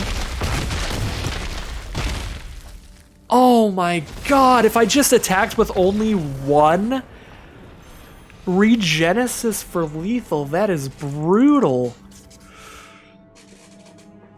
Oh no.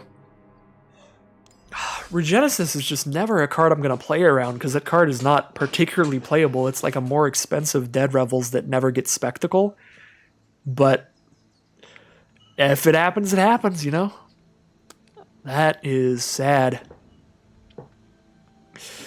Absolutely brutal stuff there. But can't get too mad at ourselves about not holding back 1/1/1 flyer because like the literal only thing that it dies to is if our opponent has a second Enrace Forerunners in their deck, or Regenesis, of course, as they did to us. But I think both of those are quite unlikely outcomes. So I would rather have pressed in that damage to have the confirmed lethal for the next turn. We'll mulligan here, and this is super keepable. Yeah. I don't know for sure if Kaya's gonna do great against their deck. Kaya's really good against some decks and quite bad against others. If they go Island into Gateway Plaza, I'm pretty confident Kaya will be at least decent here. Hey Rivok, how's it going? It's going alright. 7-0 with Rakdos for the first draft of the day, and now we have a pretty nice Orzhov deck, I would say. We're at 1 win and 1 loss with it right now, I believe. Got absolutely brutalized by Endrace Forerunners and then Regenesis to play Endrace Forerunners again. That was just brutal. I'm actually going to grotesque demise their Senate Courier. I don't expect them to be playing a ton of creatures in like Esper control. And I'd like to try to get in here for quick damage. Hero of Precinct 1. Well, I wish I didn't grotesque demise now, but I was not expecting a pretty bomb rare here. Nice, and is that mythic I see? Yeah, we're a mythic number 109 right now. So I'm sending in the Orator. We'll see what they have in hand. No spells. Let's drop Ill-Gotten. This runs into Quench pretty hard with 2 mana up, but I suppose I could just play like Forbidding Spirit. Yeah, that's fine. I think I'd rather them quench my Forbidding Spirit than an Ill-Gotten Inheritance. No quench from our opponent, so I think that's still fine, because Forbidding Spirit, if they don't have removal, does push in for more damage than Inheritance does, just quicker. Of course, they did have removal, so that's not happening. Forbidding Spirit is not going to do any damage. We'll just send in with Orator. That would be hilarious if it gets to the point where they actually just want to trade Impassioned Orator for Hero of Precinct 1. I would definitely accept that trade, because the hero can spit out 1/1 tokens every time they cast a gold card. Alright, no trade. Here comes Ill-Gotten Inheritance, because Kaya doesn't do anything right now. Kaya just sits here and gets some counters. I suppose Kaya can come out and kill one of their flyers now. There's an Orzhov Locket. Ooh, and they're just coming in. Alright, well, I'll block the 2/2. Take 3. Let's get in there. Ill-Gotten Inheritance. Spirit of the Spires. I like that better than Kaya in this position, for sure. Get a nice flyer out for the 1/1s. I should not have slammed that all attack button so aggressively. The Forbidding Spirit does block Hero of Precinct 1. So I could have saved 2 damage here if they're planning on sending in. They didn't plan on sending in anyway, so it's all fine. Final Payment can kill Azorius Night Arbiter. Kind of want to do that.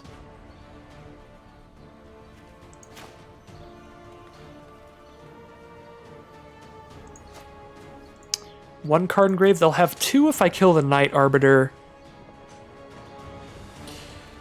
I think I'm gonna... yeah, I do think I'd rather kill Night Arbiter than the hero. Just because that unblock ability really gets Kaya. They can have a bunch of little tokens. I can block them well. And I can start exiling them with her -1. Dead things that needed to stay dead. I heard you said you better Later on. I don't think I need to do that yet. I can just hold back here and sit behind my Ill-Gotten Inheritance to win. But this pressures them into maybe attacking into my creatures to where I can make good blocks to kill theirs. Because they're going to want to kill Kaya, because they know that if Kaya hits 5, I can drain them for quite a bit of life with Ill-Gotten Inheritance as well on the board. Senate Griffin is a fine draw. Scry 1. Grasping Thrall is a great card to have on top here. So, I have a Senate Griffin that can trade with their Grasping Thrall, a Spear of the Spires to block one of their flyers, and then another flyer gets in on Kaya for 1. Her +1 doesn't do anything right now except set up for a Drain 3, so I'm actually going to exile one of their flyers I'm gonna make myself and pass the scarce. turn. Our Grasping Thrall is going to be very nice if we get to keep Spirit of the Spires on the board as well, because with Spirit of the Spires giving it an extra toughness, our Grasping Thrall will be a 3/4 against their 3/3. Can exile their other flyer, but that puts Kaya down to 2. I think that's okay. I have 5 blockers. They'll have 4, 5, 6 attackers. Kaya can survive that. Just get rid of the flyer. I'm gone for now. but Ready to not get in forever. with my own. I can offer trade with a Senate Griffin. Actually, I don't have the mana to do that. The Forbidding Spirit blocked me from attacking unless I paid 2 or more, so we have to wait a turn even if we want to trade with Griffin there. I think we definitely want to send in the Grasping Thrall. Syndicate Guildmage is a fantastic draw too. We can start tapping this to do 2 damage to our opponents. Alright, well, let's... I can exile my own cards if I want, Good but riddance I'll to just bad +1 luck. Kaya for nothing. Send in with a Grasping Thrall. Does 3. Now here's Syndicate Guildmage. We definitely want to kill their Vizkopa Vampire, but everything else is pretty fine. We're doing well here. They can get all the 1/1s in the world off of Hero of Precinct 1, and it's unlikely to matter. They could have a pump spell that pumps their whole field, like Civic Stalwart or something could be scary. Rally for Battle or something like that. Okay, I guess they gain 3 here, but they're tapped out, so we just block with Spirit. That was almost definitely them just wanting to gain some life there. But now they've got more cards in their grave for us to exile, stop them from clear the mining them, and give us more fuel for Kaya's ultimate to do more damage to them. Now we send in the flyer. If I send in all the flyers, I do 5 to them. It's not quite lethal. Puts them to 1. I'm okay to just send in with the 1th roll. Because I do 5, they go to 5, and then Ill-Gotten Inheritance finishes them off on my next turn. I think I just pass, and I use the 2 damage ability on Guildmage, and that will lead to a lethal Ill-Gotten Inheritance next turn as well with my flyers. And of course, I have a lethal Kaya ultimate coming up pretty soon as well. They've got 5 cards exiled already. They'll have 7 next turn. Alright, 2 damage to our opponent. Puts them to 5. Ill-Gotten hits them for 1 more, which puts them to 4, and then I sacrifice Ill-Gotten, putting them to 0. So that is 2 and 1 for our Orzhov build.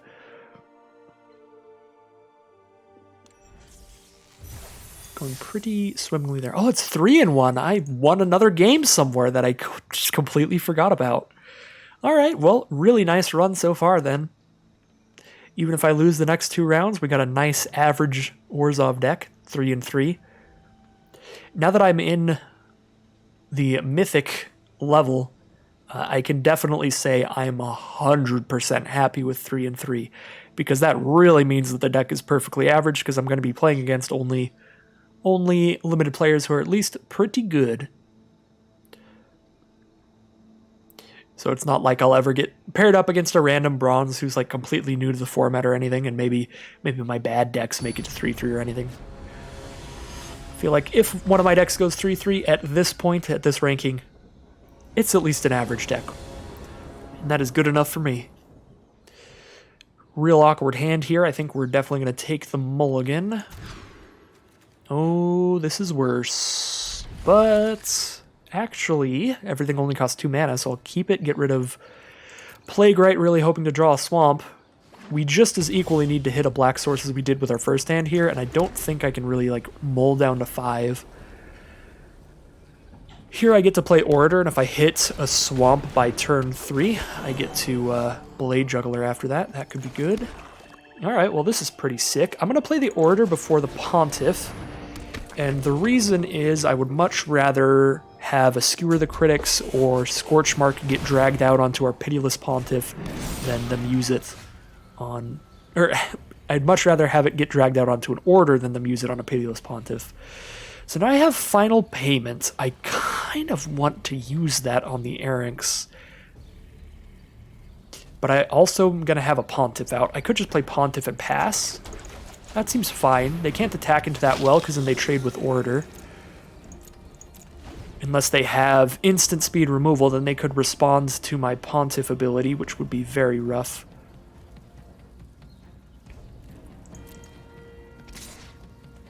Yeah, Scorchmark's real bad here. I get 2 for 1, but otherwise we just trade.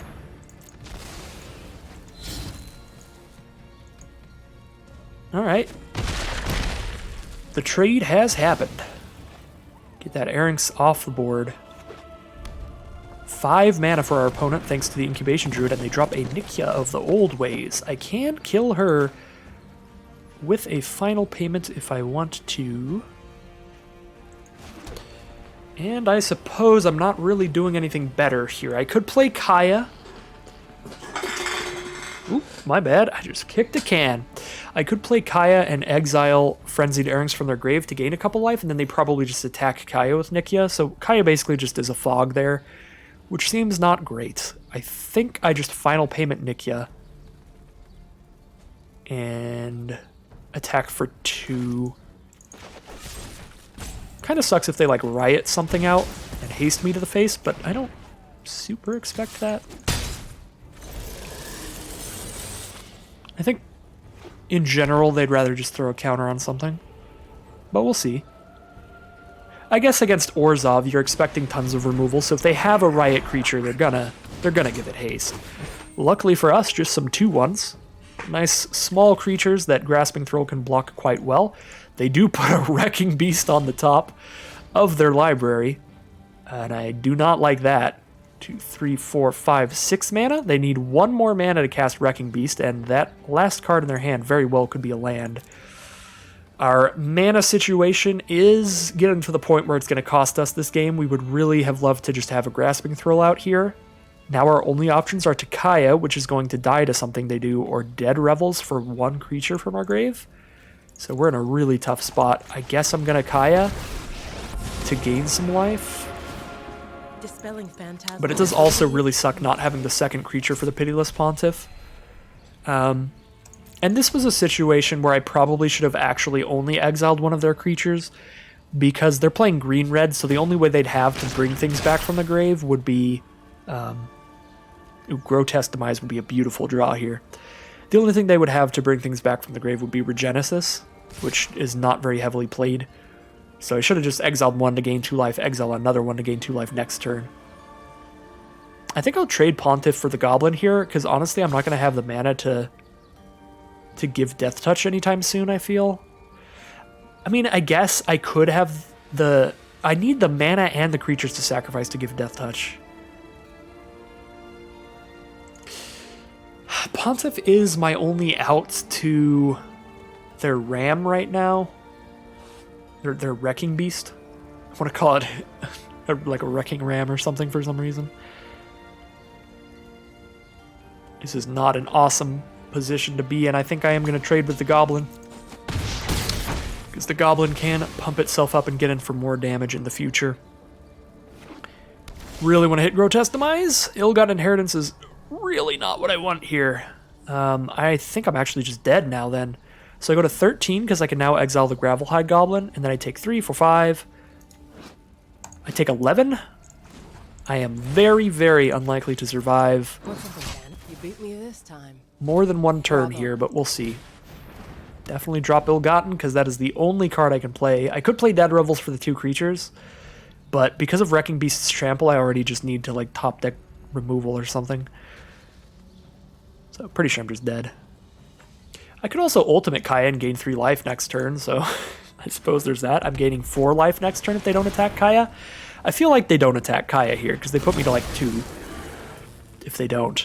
But maybe Wrecking Beast hits Kaya, which that would be very nice. That would mean I'm under a little enough amount of pressure to where I might be able to final payment Wrecking Beast or something. I dare you. Alright, I think that's just it. I'm at 5 life, didn't even hit the land for a Grasping Throw here.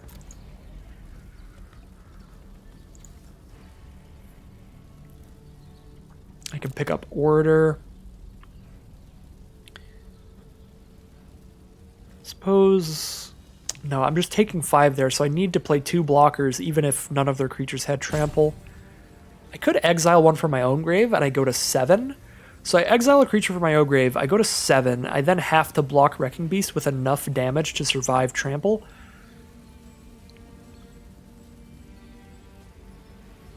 So 5, 6, 7, I need something with more than 4 toughness. So I'm just like exact C's dead no matter what here. But yeah, I mean, Spirit of the Spires would be 4 toughness, it blocks Wrecking Beast, I take 2 from Wrecking Beast, 5 from the other creatures. I'm not trying to rope my opponent, but I'm just trying to see, is there any possible way that I survive? And I don't think so. I guess I get... No, I don't have enough mana to Dead Revels and cast both. I was going to say, if I get both back, I play Orator first, then Pontiff. I get a life from that. I guess I Blade Juggler, and maybe I top deck... I don't know. If I could top deck a Swamp and Final Payment in 1 turn, that would do it, but that's just not possible. So let's gain 1 life here. Pack your bag. go to 5, I You have guess? business to attend to anyway. Or I get 2 life, go to 6, but it's lethal because of the trample. And then I can Dead Revels the Pontiff, but it's not going to be enough. If Wrecking Beast did not have trample, I would have survived this turn now, but unfortunately for us, it does indeed. Pretty brutal game there. Just kind of a rough mana situation. I think if we just hit all of our lands on curve, we very well could have had a way to stabilize, especially with Dead Revels to bring Pontiff back after the trade. And then, yeah, Ill-Gotten Inheritance. We had a lot of ways to stabilize. All we had to do was find a way to kill the one Wrecking Beast. But we were just under too much pressure and didn't have a way to kill it quickly enough. Unfortunate overall. But you win some, you lose some. Got to take the losses with the wins.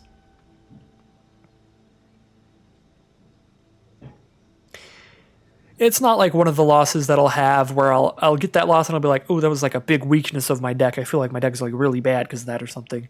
That was just like just a rough mana situation overall, which frankly, to be fair, is one of the weaknesses of this deck. We didn't pick up a single Orzhov Guildgate, which is partially my bad for sure. We had several options in the earlier packs when we still weren't sure what guild we'd end up in or what we were committed to. In those packs, there were, I think, multiple options to pick up an Orzhov Guildgate over like a pretty mediocre card that would like maybe go into one of our decks. So maybe in one of those positions, if we had taken a Guildgate instead, we'd be in a good position. But all the Guildgates that I saw later on in the packs were in a pack with like a really premium card that I really wanted, like Final Payment or something like that. So I feel the best chances we had to pick up Orzhov Guildgates were back when we didn't even know if we were Orzhov anyway. But they were in packs where there was still definitely an argument for taking the Orzhov Guildgates. Like back when we were maybe doing Esper Clear the Mind nonsense with like Verity Circle and stuff.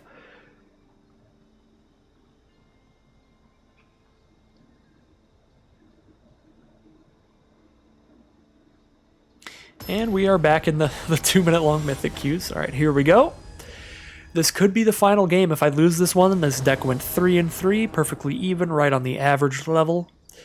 But if I win this one, we're up to 4-3. We're up to value. That's getting 1,400 gems and a few packs out of it, which the packs will spit out more gems for me, which means I'll be getting at least what I paid to enter back. So that is where I love to be. Against Azorius, I want to just play Impassioned Order over Pitiless Pontiff. Because if they have any removal like Slimebind, I would much rather them put it on Orator, because we still get the value of the ability there. That worked out perfectly. And if they do just play like a Senate Courier or something that we could like kill with Death Touch, we wouldn't want to sacrifice an Orator to kill that with a Death Touch creature. So now I can play a Death Touch creature, I can play like a Guild Mage. I think I just play the Grudian. Gets in for as much damage as the rest of this does.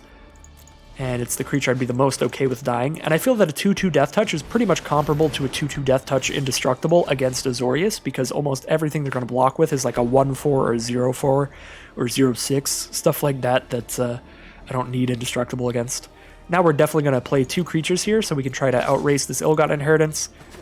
It's not really hard to outrace Ill-Gotten Inheritance, but it is difficult to outrace a Clear the Mind deck with Dovin's Acuity and a bunch of scary stuff, and seeing Esper from our opponent, seeing Slimebind into Ill-Gotten Inheritance, makes me feel that they are one of those kinds of controlling decks. We want to just get as much pressure down as we can. The thing that I would be the most scared of here would be like a Mass Manipulation. Currently they can Mass Manipulation for 2, or for 1, I think. So that would not be the end of the world, but I wouldn't love it. I could Grotesque Demise whatever they steal. Excuse me. I could Grotesque Demise whatever they steal and get in with the rest. That would be fine. But if they don't Mass Manipulation right now, I can just make sure to leave up mana to sacrifice whatever they try to steal with Pontiff's ability, which will be very nice. So they are just going to Final Payment to kill my Syndicate Guildmage and drop a Junk Troller. I think we want to Grotesque Demise that. Get in for 4. I definitely want to kill that before they can start throwing things from their grave back in. But I am very much now back to the situation of I am the most scared of them having mass manipulation. That is a rare, so they're not always going to have it, but that is one of the scariest possible cards for Clear the Mind deck, because they get rid of multiple creatures, and then they just get mass manipulation back again later with a Clear the Mind. It's pretty brutal. So deploy's not bad at all here. If they try to make a double block, I'm very safe. I just Grotesque Demise, and we're having a fun time. I'm actually going to final payment here. I feel that Grotesque Demise is going to hit most of their creatures in their deck, and if I pay final payment, I can hold up the mana to play Forbidding Spirit was the idea, but I actually don't have enough white mana to do that, so probably should have just Grotesque Demised, but that's okay. Alright, there's Consigned to the Pit. Either way, I think Grotesque Demising or Final Paymenting there is pretty comparable in this deck. Well, I get to Forbidding Spirit, hold up the 3 for Grotesque Demise, get in for 2, gain a life.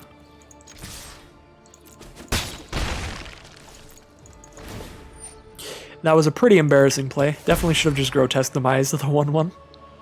But I was just thinking about the amount of mana, not the colors of mana, so I was like, oh, I can get in there with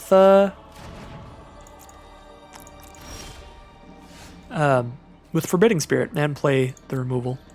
So there's the Clear the Mind. We're definitely against the Clear the Mind deck, but not super scared right now. We're doing very well.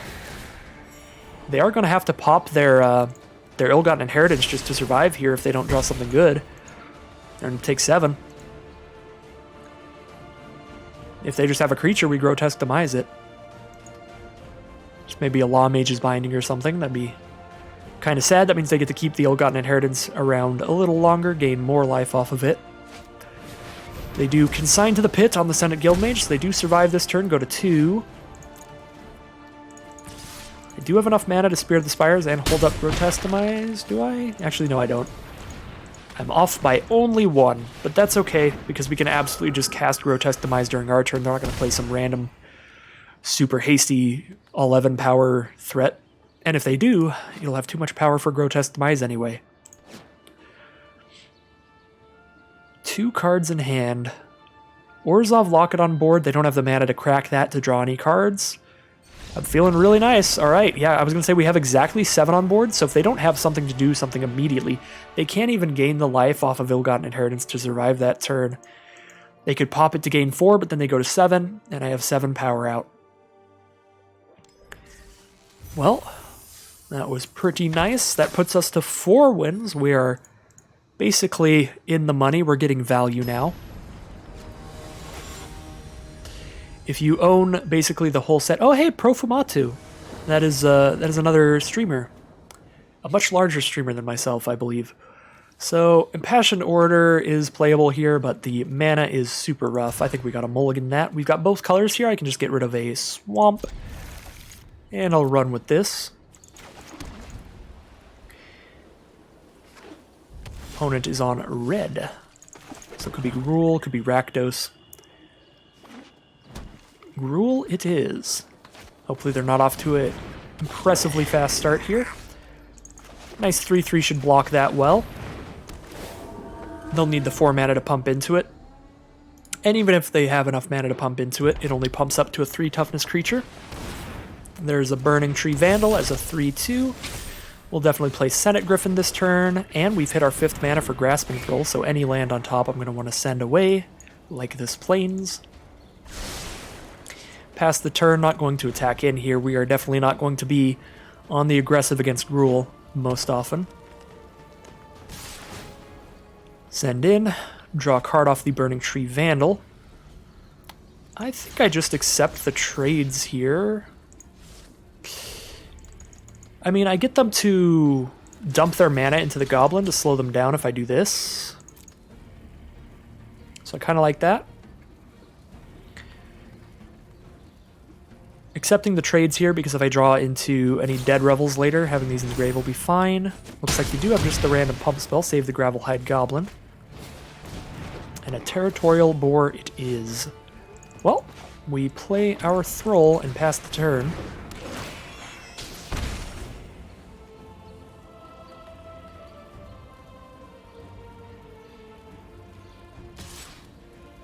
Definitely no blocks here. Could get them to throw their man into the goblin and then we trade, but I don't love trading here. Syndicate Guildmage is large enough to trade with Burning Tree Vandal. So if I play Guildmage, I can attack with Thrall and I can Grotesque Demise Goblin before they untap. If they have another Gift of Strength, that's pretty brutal. That would be my one thing. Yeah, they are holding... They're holding 2 mana up here.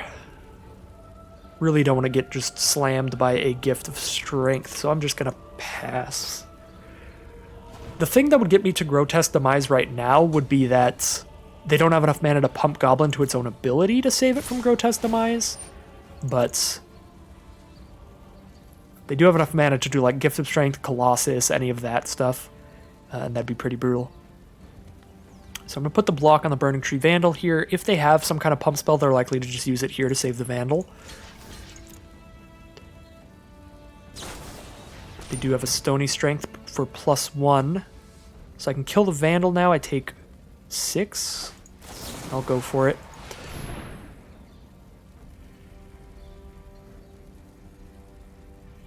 They have another pump spell? That would pretty much just be game. Okay, they don't have a second pump spell. Just considering pumping with the Gravelhide Goblin, I suppose. They do have the Scorch Mark to kill the Guildmage, though. So I take 4, down to 16. I hit him for 3, down to 12. I'm not winning this race, because the Gravelhide Goblin's going to pump up, but I'm definitely not just holding back to trade with the Goblin right now. I'm just hoping to draw something that isn't a land. I have Scryed away a land this game as well. Scryed away 2 lands.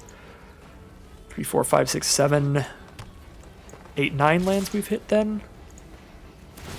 Would be really nice to have a mana sink right now, as our opponent does. But I don't think we really have any. We had the Syndicate Guildmage, but it got Scorch Marked, so goodbye to that friend. Syndicate Messenger's pretty alright here.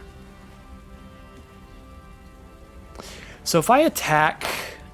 They get in with Gravelhide Goblin and Zerta Goblin for 7, but I can block Territorial Boar and kill it. I put them to 9, and then I can attack for 5 the next turn. Kind of think I have to just hold back now, which I really don't love.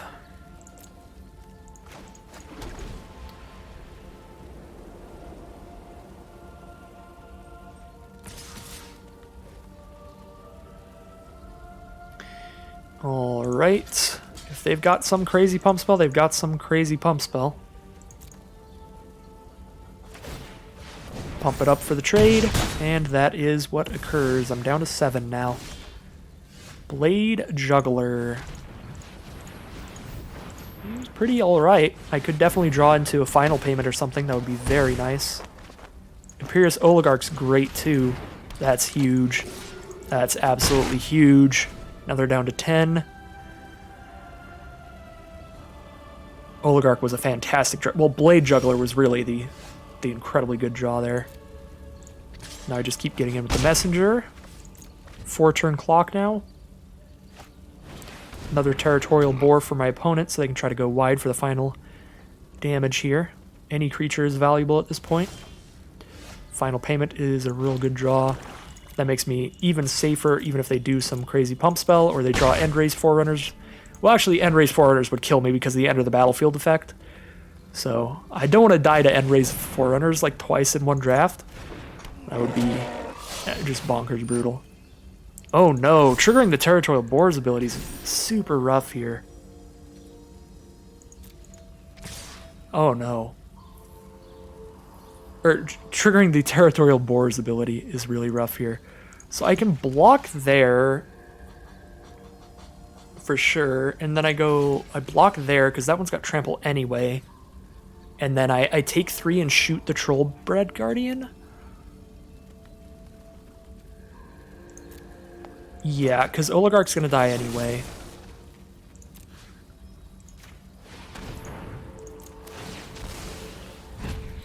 We take the trade. But I hate being down to 3 against a deck that can have Skewer the Critics, but I can't actually take less damage than I just did. No, no, no, no, no, no, no, no, no. Okay, I was going to say, don't skewer me. Don't skewer me. Alright, Pontiff is really nice, because now we can sacrifice Messenger to get another blocker out. Actually, let's play the... If I send in with both, I do get to sacrifice Messenger and still hold up 2 blockers that way. And then they're down to 3.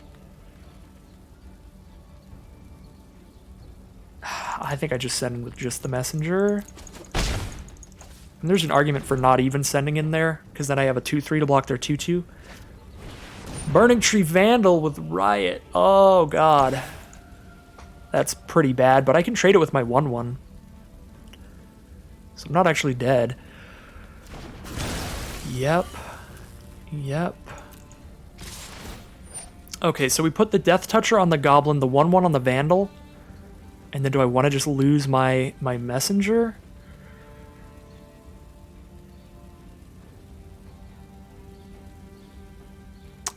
I guess I am going to lose my Messenger anyway, because I have to get Death Touch here, or I want to get Death Touch here.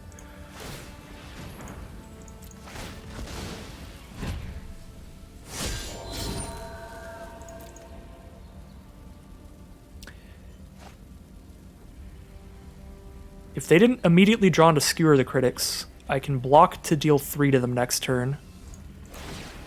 Oops. And Skewer the Critics is going to kill me anyway. I'm already dead to Skewer. So we just block like this, and then I have 3 on board.